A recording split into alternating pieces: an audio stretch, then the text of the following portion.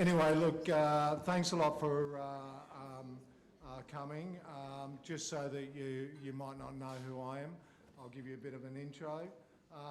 My name's Scott Wilson. I'm currently just recently become the chair of Penington Institute. I've actually been on the board of Penington well before, when it was called Annex, so for probably the last 13 or so years.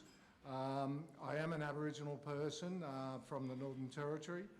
My family is part of the stolen generation, and so, you know, it's really timely, I think, that we are here today, and I'd like to think that today's oration in the lead up to the Victorian state elections and the recent Penington Institute's Regulate It campaign, that one of the roles that I also occupy on top of that is I'm of the Coalition of the Peaks, National Voice for Coalition of Justice and Adult Incarceration. So it's shocking to learn when you come to Victoria that Aboriginal people are 10 times more likely to be arrested for cannabis-related offences. And I know that Professor Penington in Victoria, but around Australia. But I'll begin today by acknowledging the Wurundjeri people. The Wurundjeri people of the Kulin Nation, the traditional custodians of the land on which we meet, and pay my respects to the elders past and present. And I extend my respect and cultural authority to other Aboriginal and Torres Strait Islander people that might be here today. We gathered today to honour and celebrate the life and work of Professor David Penington AC, a leader and a passionate advocate for a humane and pragmatic approach to drug policy. This is the second David Penington Oration, celebrating a courageous legacy. David had a diverse and esteemed career, including as a Harley Street specialist in London. He was also Professor of Medicine, Dean and Vice-Chancellor at the University of Melbourne, Chairman of Cochlear, Bio21 Australia, the Bio21 Institute, the Bionic Vision Australia, and also Museums Victoria. His contribution to improving drug policy included roles such as the former chairman of the National HIV/AIDS Task Force in the 1980s, the Victorian Premier's Drug Advisory Council in the 90s, and the Victorian Government's Drug Policy Expert Committee at the turn of the century. David was a pioneer in the rational debate on drug-related issues. He gave his name to the Penington Institute in 2014. I want to acknowledge that there are many esteemed guests who are joining us here today. David's wife, Dr. Sonay Hussain, and members of the and friends of the Penington family are here.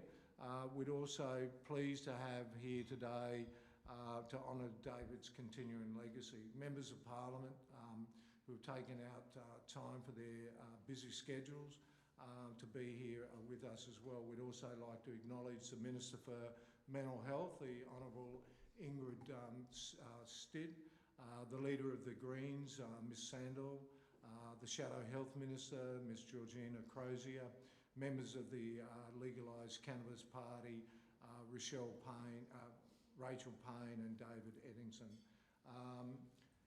We'd also, other board members of Penington are here as well, and there's quite a few of them here. Some of them are obviously, because we are streaming today's event live, and as you may or may not know, some of our board members of Penington do live overseas, so we know that at least a couple of them are online. Not sure how many other people might be there, but we'd also like to acknowledge our patrons of Penington Institute who volunteer their time and expertise to lead our organisation and champion our work. And I'd like to acknowledge Mick Palmer, who delivered the inaugural Penington Oration. Unfortunately, Mick's sick, but he is now a member of the board of Penington. Our speakers today include Catherine Greiner, prior chairperson of Penington, and the Honourable Tony Parsons. We'd also like to thank and acknowledge Matthew Hilakari for sponsoring us today at Parliament House so we could have this event. And thank you for those, as I said, joining online from around Australia and internationally. You might also remember or recall or know that the Penington Oration precedes International Overdose Awareness Day, which is occurring on Sunday and is now a global event. For example, I'm based in Adelaide, and we've managed this year to get Adelaide Oval to light up in purple, Parliament House and the University of South Australia. So it's slowly building, unfortunately. People are continually to die and suffer from, drugs because they continually to be illegal. If you need to go to the bathrooms, they're located in the hall outside the room. Speeches will run for about 45 minutes and finish by 2 p.m. We hope you're able to join with us after the speeches with some food, coffee or tea.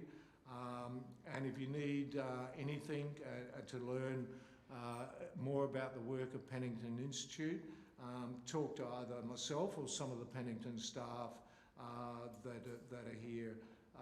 So the event finishes at 2:30 unless something unfortunate happens before that. But I'd like to introduce you to Catherine.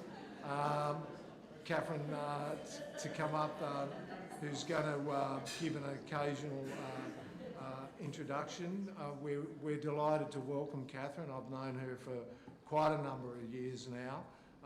She's a leader across public and the private sector, government bodies and not-for-profit organisation.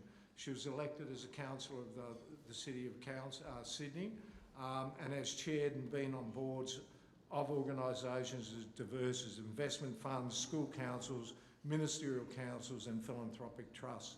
Catherine, until recently, after many years, was chairperson of Penington Institute and stepped down earlier this year. So we're pleased to ask her back today to provide occasional remarks. Welcome, Catherine.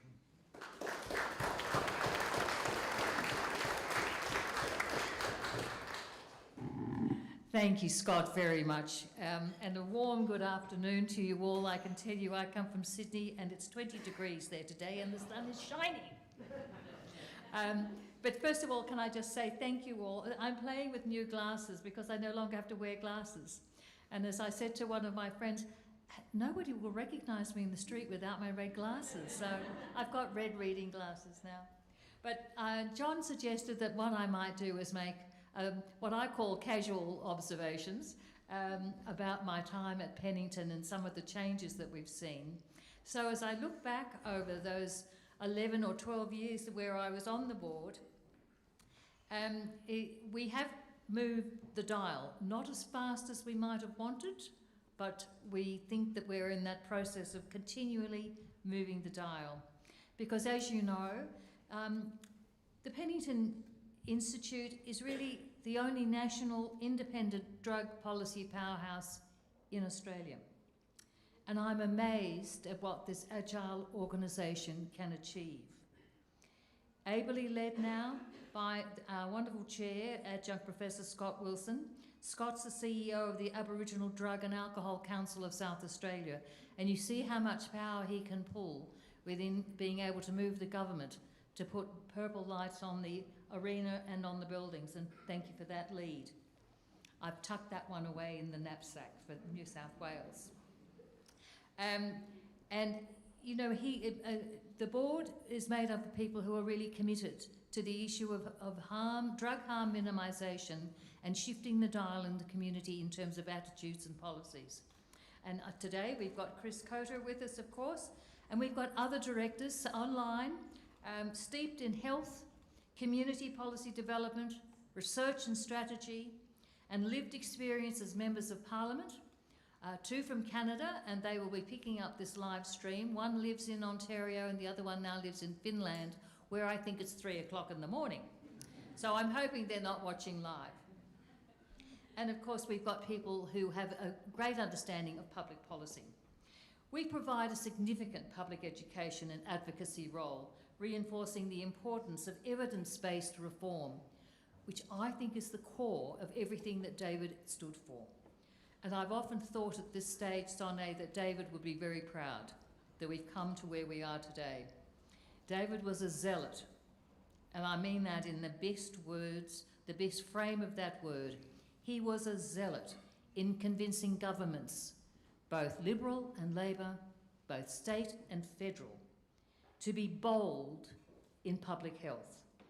And because of David's advocacy, we had great changes in the intervention in the HIV/AIDS crisis and in drug policy reform.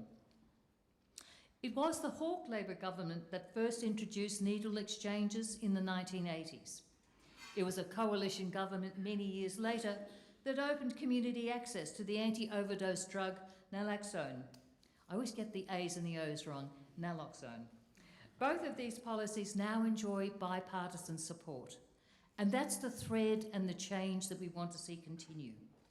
Medical cannabis, first embraced by Labor in Victoria, and Victoria has been known to be leaders in this space, and I think have a role to play to continue that.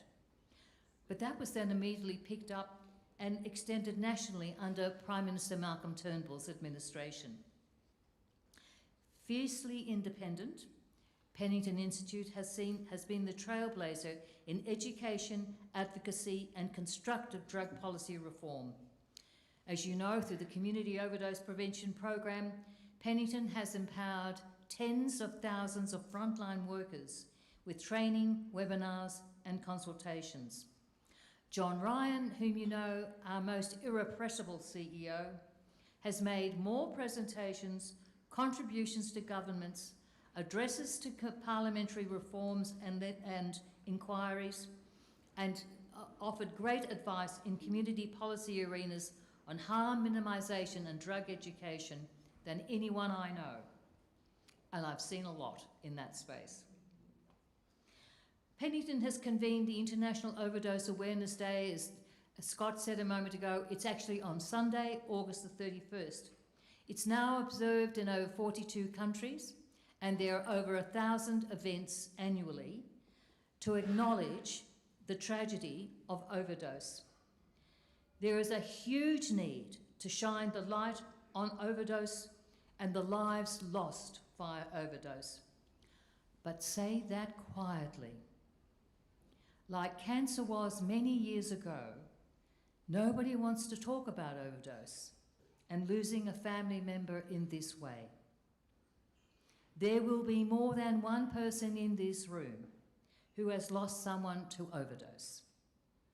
Most likely it was an opioid and not an illegal drug substance.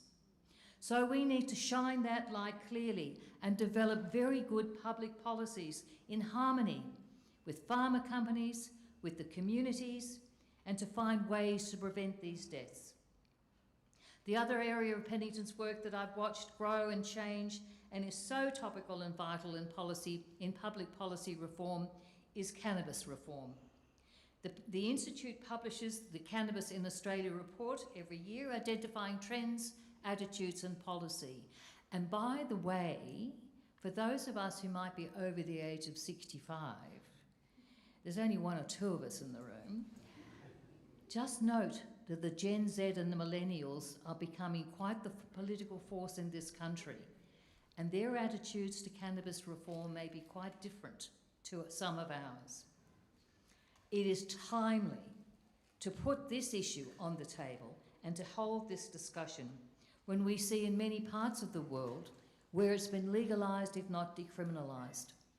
So for me, this reform is very vital because there's a complete change in public policy and public attitude, and we need to move with the times, as they say. Meaningful change is hard.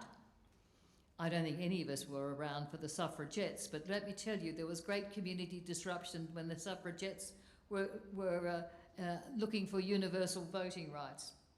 And I do remember the days of the establishment of free healthcare in this country and how that was railed against by the medical profession. That will never change. That's a given. It's a sine qua non. It is the way we look after in this country each other and care for each other. But we as a community have to decide that inaction is not an option. So you can see my passion about Penington Institute when I still refer to it as we. I don't think one ever leaves Penington. You might actually vacate a role, a more clearly public role, but you never leave. But over these years, I have seen the community change its policies and start to ask the questions, and that's where we need to position Penington, because if David were here, he would be insisting that we develop good public policy, which is good for the community and good for all of our members, and particularly our young ones. Thank you.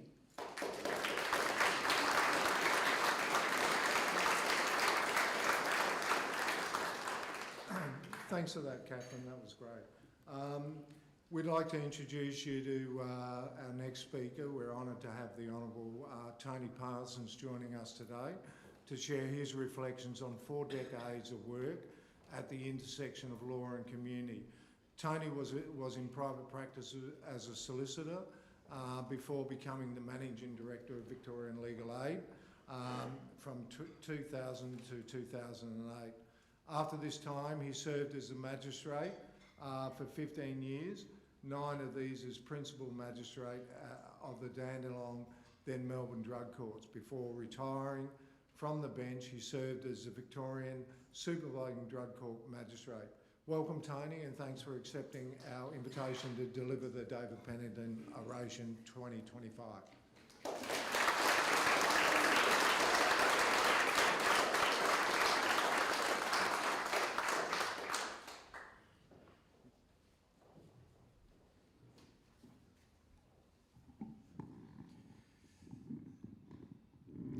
Can you hear me?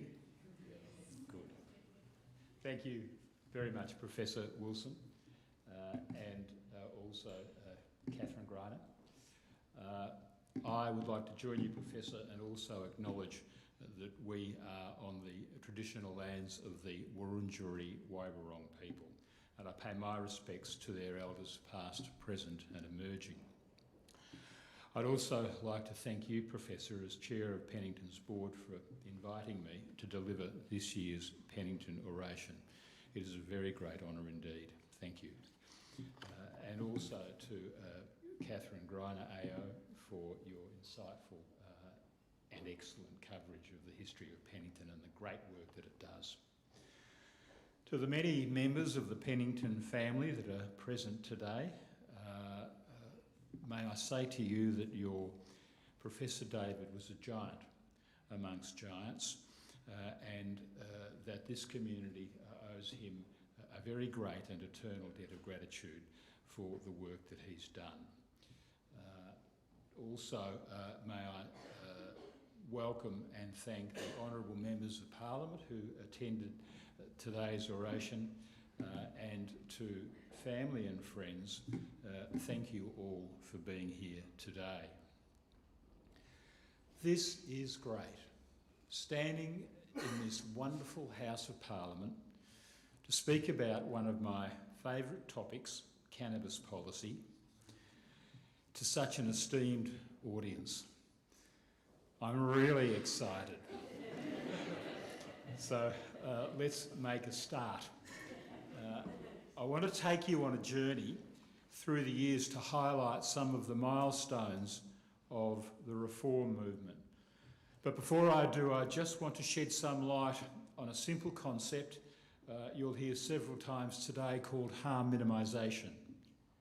We apply harm minimisation strategies to all areas of human activity.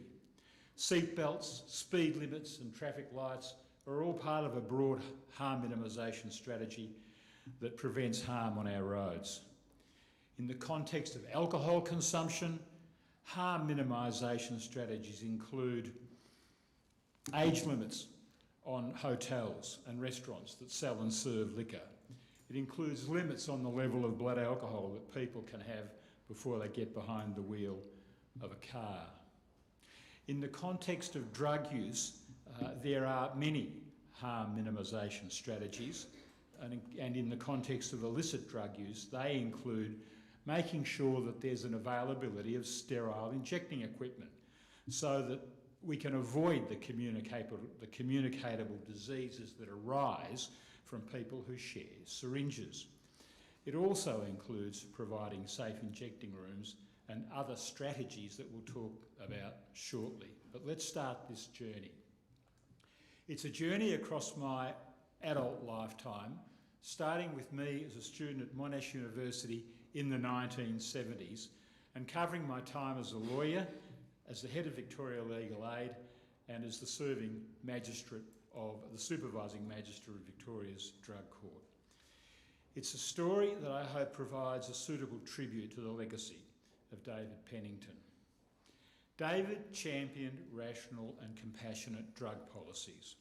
I hope today's oration is a timely reminder that the community's current approach to drug policy still falls well short of his aspirations to have our policymakers and our parliaments address harms caused by ineffective drug policies. So this speech isn't strictly about me, it's about what I've seen and learned, because to some extent I've had a front row seat to the failures, follies and successes of drug policy in Australia over a long period of time. I've seen what communities can achieve when we have foresight and ambition and when we do the hard work in the pursuit of drug policy progress. I've also seen what happens when we do nothing. We are 25 years into the now not so new century, and some of the simplest and most effective drug policy reforms still seem to elude us and leave us supporting failed policies that actually continue to do real harm in our community. But fear not. Progressive thinkers, like the organisation that bears David's name and is sponsoring today's event, have proposed a logical next step, a clear pathway for reform with which we can challenge our parliaments and policymakers. More on that shortly. Every good story has a beginning, and mine starts in the summer of 1972, when I first started to really understand the positive impact of progressive public policy. On the 2nd of December 1972, for the first time in 23 years, the Liberal Country Party lost the federal election, and the Australian Labor Party, led by that political and physical giant Gough Whitlam, was swept into power, riding high on a tsunami of popularity, summarised by the unforgettable campaign slogan, "It's time." I'd just turned 19 and I'd just completed my first year of science at Monash. I was not eligible to vote at that election, I was too young, but I was eligible to be conscripted into the army. I was eligible to go to jail for refusing to register for conscription, and I was eligible to die in a war in Vietnam on the other side of the equator. 2 months after the election, I returned to Monash to begin my second year at the university, and so much had changed over that time. Conscription had been abolished and the draft resistors released from prison. The withdrawal of Australian troops from Vietnam was well advanced. Tertiary education was now free. A universal health scheme called Medibank was being planned. A new Family Law Act providing no-fault divorce was being drafted. And the development of Aboriginal land rights and environmental protection legislation was in its early stages. My lefty mates and I surveyed this dramatically different political environment, looking around for the next great political challenge, and I confessed we weren't all that sure that there was much left to do. Until someone shouted out, "Wait a minute, Gough forgot to legalise drugs." People are still being busted every day for possessing and smoking dope. And so at last the wandering lost tribes of university radicals had a new cause to pursue, and began to organise and look for opportunities to influence change. Takes us to 1974, and with no meaningful reform yet apparent, enter a Mr. Jim Billington, a 35-year-old, articulate, utterly charming hippie with a plaited ponytail and colourful embroidered jeans and a very, very sharp mind. He established the Cannabis Research Foundation of Australia with its headquarters in Greville Street, Paran, and assembled an advisory committee of luminaries from the legal and scientific communities which added respectability to the Cannabis Research Foundation, its primary goal, to legalise cannabis. And incidentally, Robert Richter, KC, who joins us today, was one of the founding members of that advisory committee. The organisation was funded by public subscription and also, according to Victoria Police, the selling of green vegetable matter in the car park behind the Greville Street office. Two raids by the drug squad firmly put a stop to that alleged activity, and wisely, Mr. Billington decamped to Sydney to establish the foundation offices there, a little later in South Australia, and then in the ACT. So, whilst not entirely a national activist organisation, it certainly had a strong presence in the populous southeast quadrant of the continent. Which brings us to 1977. The year of 1977 proved significant for cannabis reform for three reasons. Firstly, the Senate Standing Committee on Social Welfare report, Drug Problems in Australia, had the Baum report, named after Liberal Senator Peter Baum, had this to say: drug use arises within our society of which we're all a part. People who use drugs and blanket moral protestations of their evil are largely hypocritical. The lack of rational debate on the cannabis problem inhibits the development of rational methods of control of cannabis use, and also rational discussion and action in relation to the more serious problem we have of opiate abuse. In summary, the Standing Committee recognised that the legal classification as a criminal offence caused harm to the user, the classification rather than the drug itself.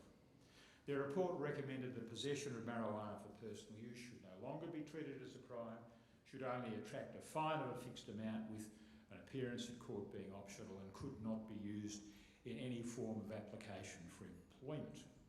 So as a moment in history, this was a huge breakthrough. It was the first time in modern Australia that a parliamentary body recommended a reform of cannabis policy founded on principles of harm minimisation. 1977 also saw the formation of the AMP, not the Australian Mutual Provident Fund, but the Australian Marijuana Party. In the December federal election of that year, it stood candidates in 3 states, Victoria, New South Wales and South Australia, and received 50,000 first preference votes, prompting the Australian newspaper to comment a surprisingly good outcome for the Australian Marijuana Party, making them, in effect, the 5th best supported political party in the country. The campaign attracted huge media attention. Finally, in 1977, the outrageous publication called The Australasian Weed, or The Dope on Dope, was published out of Melbourne by Noxious Weed Press, an organisation closely aligned with the Australian Marijuana Party. Under the heading of extremist literature on cannabis, the above-mentioned Senate Standing Committee described it in these terms: there's grown up a whole corpus of literature which extols and promotes the use of cannabis in a quite unscientific and polemic fashion. This newspaper had ruffled the feathers of the establishment. And recently these publications have made their way onto the bookshelves of newsagents and legitimate bookstores.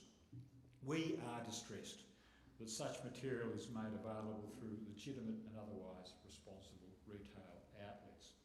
A side note, the classification department immediately slapped a ban on the Australasian Weed.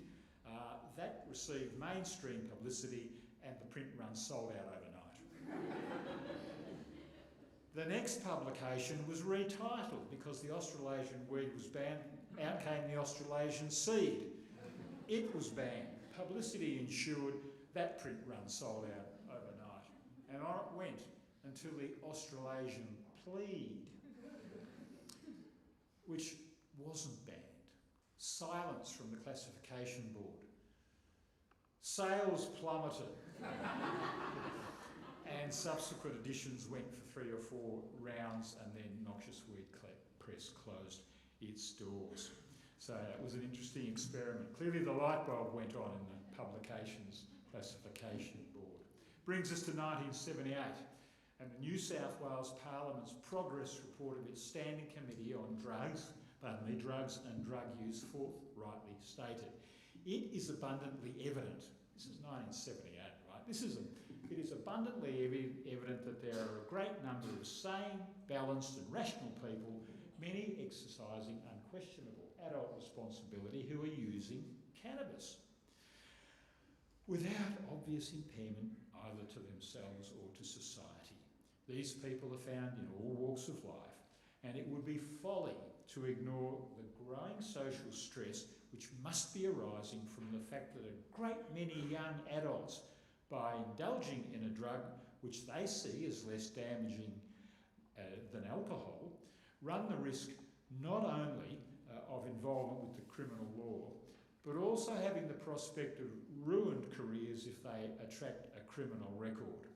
Indeed, it must be a serious concern for everybody that we're spending vast sums on their education and training which could be wasted if they're dismissed because they get a criminal conviction. 1979, the year after, followed when the South Australian Royal Commission into the non-medical use of drugs published its report, an extensive report, recommending the adoption of a partial prohibition model to permit private cultivation and use and also a small cultivation of cannabis, including gratuitous distribution to friends and members of their household, other than having to recourse the illicit market. So the Commission further noted in South Australia that the reform, if it takes place, is likely to also make some inroads to the illicit market if users choose to grow a plant or two rather than sourcing their cannabis from organised criminal associates. 1979 also saw the declaration by cannabis law reform activists of the first National Marijuana Day on the 9th of November. Thousands occupied the streets of capital cities, including the Bourke Street Mall and a march down Swanston Street, in Hyde Park in Sydney, Festival Plaza in Adelaide and St George's Square in Brisbane, and in other capital and major rural centres. Then to 1981. 1981 saw the occurrence of the first International Cannabis Conference, the first International Cannabis Legalisation Conference in no other place than, of course, Amsterdam, where since 1976, an important year for another reason I'll come to shortly, coffee shops have been permitted to legally supply customers with cannabis, as they continue to do today. Australia sent a delegation of just one person, me. Back to 1976 was the most significant year for the modern evolution of medicinal cannabis, when United States citizen Robert Randall won a legal court battle to be the first person in the USA, one out of 240 million people, to be provided with medicinal cannabis, in his case to treat his glaucoma. I met Robert at that 1981 conference along with his wife Alice O'Leary Randall. Robert, internationally recognised now as the father of the medicinal cannabis movement, unfortunately passed away in 2001, but his wife Alice continues the campaign for wider access to medicinal cannabis. We happen to renew our acquaintanceship this year, 44 years later, at a Medicinal Cannabis Conference in Brisbane. I'm honoured today to know that Alice has joined us, I believe, online from Florida, where it happens to be 3 a.m. in the morning. Alice, we salute you. So this brings us to 1983, and in Victoria, that year brought an historic Labor government to power. After 27 years in opposition, the Kane government was full of reformist zeal, and in 1983 it enacted the Drugs, Poisons and Controlled Substances Act to replace the previous drug legislation, the Poisons Act. This new progressive legislation, developed under the stewardship of Health Minister David White, was the first of its kind in Australia. It replaced the maximum penalty of 12 months jail just for using Indian hemp with a maximum penalty of $500 fine. And absent any evidence of trafficking, the new law required the courts to impose a non-conviction good behaviour bond for possession, use or cultivation of cannabis for first-time offenders. It was a modest reform, but certainly in the right direction, and a fine example of the Victorian Parliament taking the lead in this area of law reform, and other jurisdictions were quick to follow. In 1987, the reforms continued with the South Australian government introducing the notion of a simple cannabis offence, being possession of up to 100 grams of leaf or 20 grams of resin, or growing a plant. The new law dealt with those offences with an expiation notice, essentially an on-the-spot fine, and if paid, that ended the matter. An expiation notice did not constitute an admission or finding of guilt, so no criminal record arose and no court appearance was required. Which takes us to the years after that, 1989, it was the ACT's turn. They put in place the simple cannabis offence notice system, and under that scheme, police simply issued offenders with a $100 fine, a ticket payable within 60 days for cannabis possession or cultivation of threshold amounts of up to 25 grams of cannabis or 2 non-hydroponic plants. For those of us who had commenced our adult and professional lives in the aura of the Whitlam government's reformist zeal, there had been some sense towards the end of the 1980s that really strong, sensible policy based on harm minimisation of cannabis was just around the corner. But unfortunately, that wasn't the case. There was a brief glimmer of further significant reform in a major way in this state, Victoria, in 1996, when the Liberal Premier of the time, Jeff Kennett, set up a drug advisory council, chaired, I might add, by Professor David Penington, to find a solution to illicit drugs.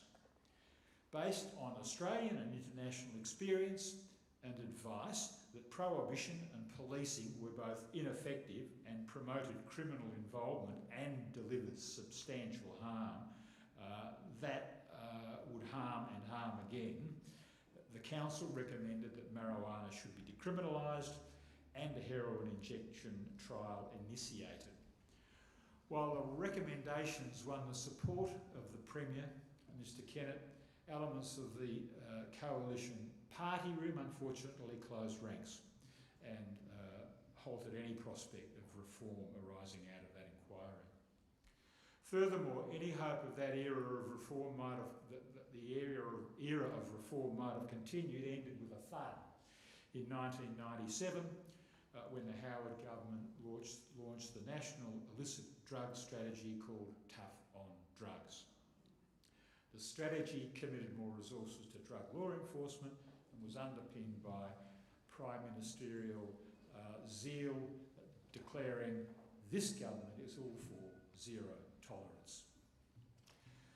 Just a few short years after the door of sensible drug reform had apparently been shut, my career took a significant turn that once again put me in a position which highlighted the urgent need for policy reform in the way we deal with drug issues. On completion of my law degree, and given my background in activism in drug law reform, the only lawyers willing to offer me a job were a small firm of 4 lawyers practising criminal law, and doubtless they hoped I would attract clients to the practice, and so it was. That firm was based in Fitzroy Street, St Kilda. Working in the St Kilda of the 1980s and 1990s was my first exposure to people who were addicted to heroin. Not the lawyers, I'm quick to add, but their clients. They were mostly young adults. In the case of women, they paid for their heroin and came to the attention of police, mostly through street-based prostitution and small-scale theft. It wasn't too hard to help them stay out of prison, but they led sad and wretched lives, and they aged very quickly, literally in front of one's eyes. The males of this group really had little option but to steal cars or burgle houses, shops or other commercial premises, and it was much harder to keep them out of jail. My second job commenced in the year 2000 when I was appointed the Managing Director of Victoria Legal Aid, still this state's largest criminal law and family law practice, which at the time employed 250 lawyers, and in partnership with the private profession delivered legal representation in 42,000 cases every year. I'd gone from one of the state's smallest legal practices to one of its largest. The latter job once again highlighted the vulnerability of people when our drug laws are not predicated on the notion of harm minimisation. The destruction of addicted lives, the loss of hope engendered by lost years in jail at a huge cost to the community was similar to my Fitzroy Street experience, but on a much grander scale at Victoria Legal Aid. However, I'm pleased to say that not all drug policy reform had been entirely halted during the decade following John Howard's failed tough on drugs approach. Starting with New South Wales in 1999, many states, including Victoria, had introduced the concept of drug courts to integrate intensive drug treatment into the justice system in response to the most serious drug-related crimes. In 2012, 4 years after I was appointed a magistrate, I was assigned to the Drug Court Division, where I remained for 11 years, including serving as its supervising magistrate. It was a very refreshing break from the revolving door of the General Criminal Law Division of the Magistrates Court, because the Drug Court actually works, and that's energising for the magistrates and for the rest of the Drug Court team. And in that role I learned a lot about addiction. We all do things in our lives that have the potential to become addictive behaviours. For example, we all eat. It's necessary to support life, of course. But for some amongst us, eating can become an addictive behaviour, with the consequent obesity having all kinds of negative life consequences, physically and mentally, including serious and sometimes fatal disease. Exactly the same can be said for alcohol. In moderation, it's fine. For gambling, in moderation, it's fine. But if the consumption pattern escalates to a level of addiction, the outcome can also be ruinous and or fatal. Understanding that reality, I return to the subject of cannabis law reforms that many of my generation first hypothesised back in the early 1970 years. Some 50 years later, that still seem elusive. Cannabis reform is fundamental to a harm minimisation approach to drug policy. What distinguishes cannabis from legal recreational drugs like alcohol is the connection cannabis has with the illegal drug industry.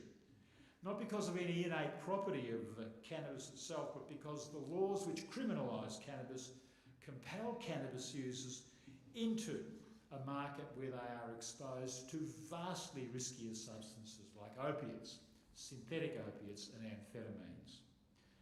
Those riskier drugs distinguish themselves from cannabis because, unlike cannabis, they are highly physically addictive, highly biologically destructive, with the capacity to be lethal. On top of that, they are vastly more profitable to their vendors than marijuana. So the vendors love cannabis prohibition.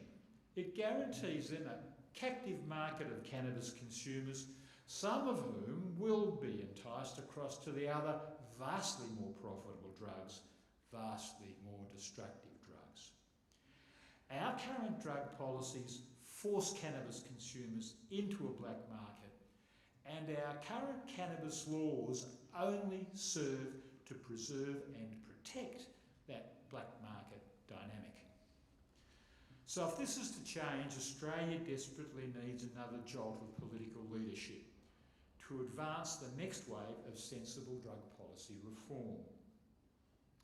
Nevertheless, over the decade, we have still seen some governments around Australia once again take modest steps towards sensible cannabis policy.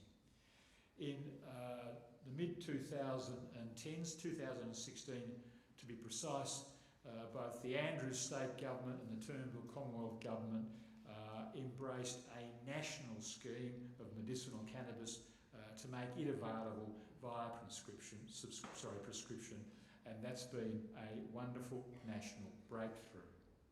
The ACT now permits possession of 50 grams of dried cannabis or 150 grams of wet cannabis, and also permits the non-hydroponic cultivation of 2 plants per adult per household, with a maximum of 4 plants per household. But the missing piece of the puzzle is, of course, the establishment of a regulated market rather than a criminal-run black market to which people have to have recourse if they want cannabis but can't grow it. And again in Victoria, we see a recent reform of our driving laws, led by the Honourable Rachel Payne MLC and David Penington MLC, who are both present today.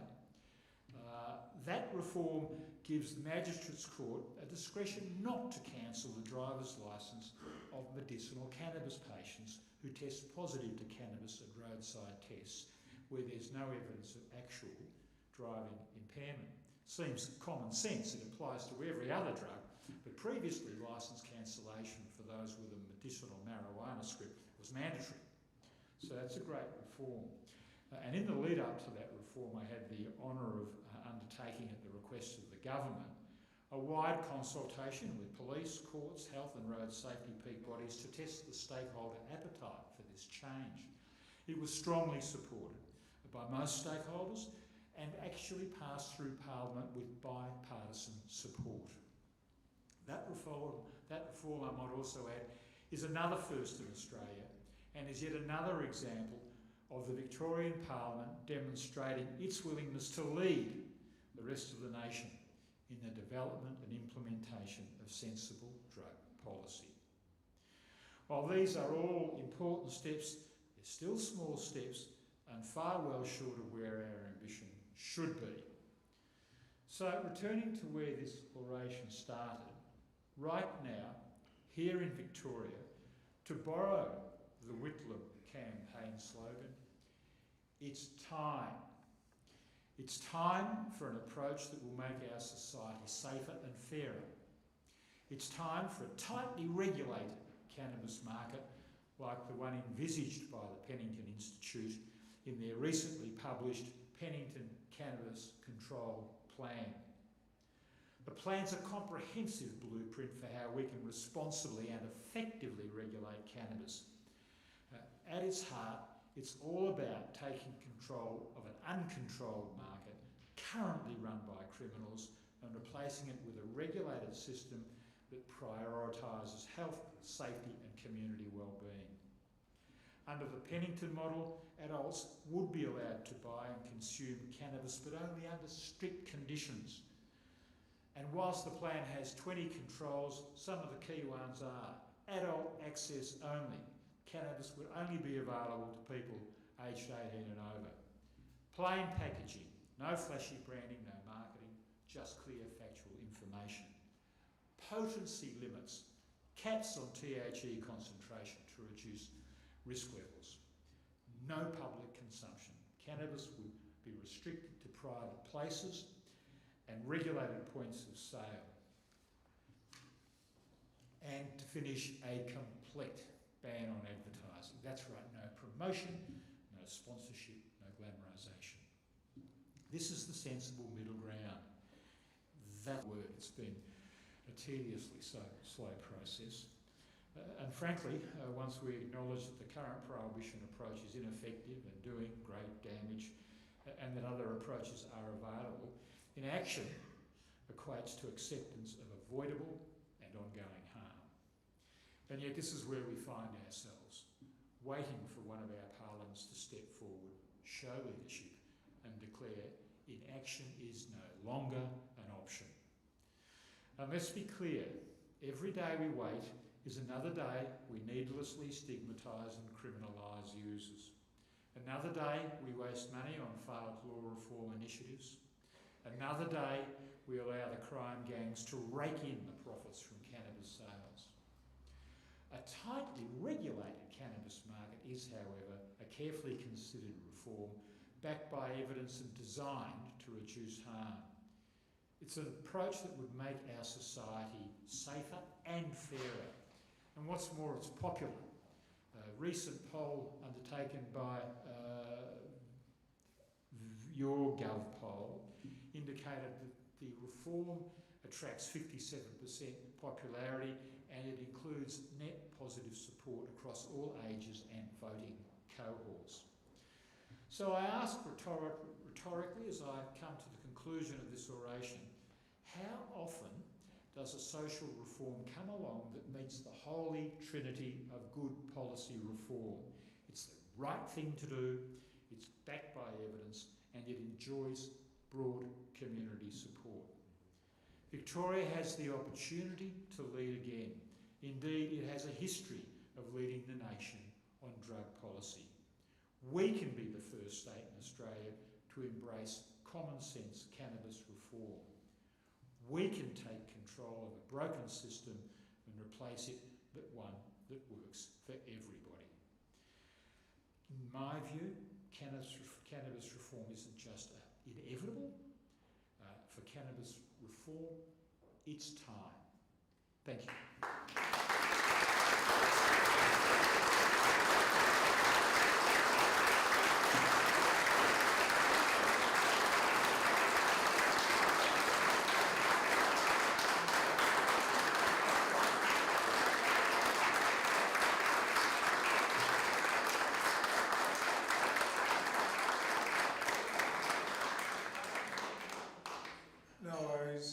Thanks for that, David. It was really a great oration. We'd also like to thank Catherine again for her opening remarks.